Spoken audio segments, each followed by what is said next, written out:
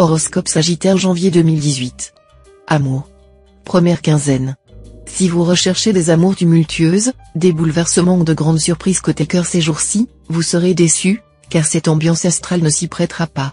Au contraire, tout sera propice à des relations confortables et paisibles, totalement à l'abri de jalousie, de cris de haine et de passion. Vous êtes encore un cœur à prendre? Alors vous aurez des chances de faire une charmante rencontre au cours de ce mois. Deuxième quinzaine. La lune en cet aspect aura des effets bénéfiques sur vos amours. Vous n'aurez certainement pas à vous plaindre côté cœur.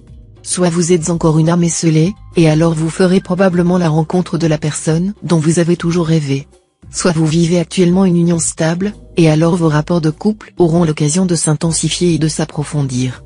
Si vous êtes en froid avec votre bien-aimé, vous vous rabibocherez. Argent. Première quinzaine. Vous aurez probablement des achats à faire pour les enfants ou pour la maison. S'il s'avère manifestement indispensable, allez-y sans crainte. Pensez cependant à garder un peu d'argent de côté pour pouvoir faire face à des dépenses imprévisibles. Si vous calculez trop juste, vous courez le risque de vous retrouver dans une impasse, car la vie de tout un chacun comporte bien des aléas.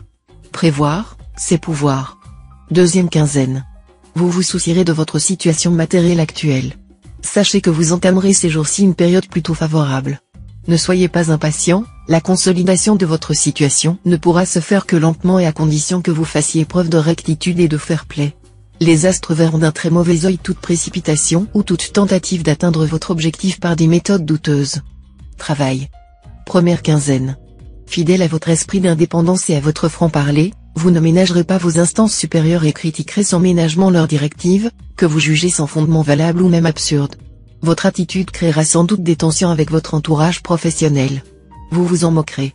Mais ne serait-il pas plus sage de faire preuve de diplomatie afin d'éviter de vous créer des difficultés inutiles? Deuxième quinzaine. L'un de vos proches vous offrira son aide pour favoriser votre avancement dans votre métier.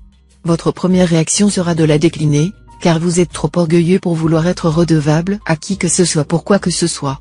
Mais vous auriez tort d'agir ainsi. Alors qu'il est louable de toujours chercher à s'aider soi-même, un bon coup de pouce venant de quelqu'un d'autre ne ferait pas de mal. Conseil. Une nouvelle phase de votre existence va probablement se jouer, car l'ensemble planétaire de la période vous incitera fortement à réviser votre façon de vivre. Vous vous rendrez compte que l'argent ne peut être tout au plus qu'une des innombrables aides au bonheur, et que le bonheur véritable n'est rien d'autre que le contentement et la paix de l'âme. D'un autre côté, les astres vous inciteront à vous imposer une ligne de conduite personnelle et à soutenir les sacrifices indispensables. Vous arriverez à vous discipliner, par exemple sur le plan alimentaire, en mangeant moins ou mieux pour gommer un excès de poids.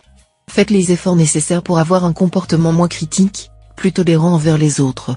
Cela concernera vos rapports non seulement avec votre entourage professionnel, mais peut-être plus encore avec votre milieu familial et amical. Bien sûr, vous savez toujours vous faire pardonner plus ou moins, mais est-il vraiment intelligent de troubler l'atmosphère par de fréquentes prises de bec?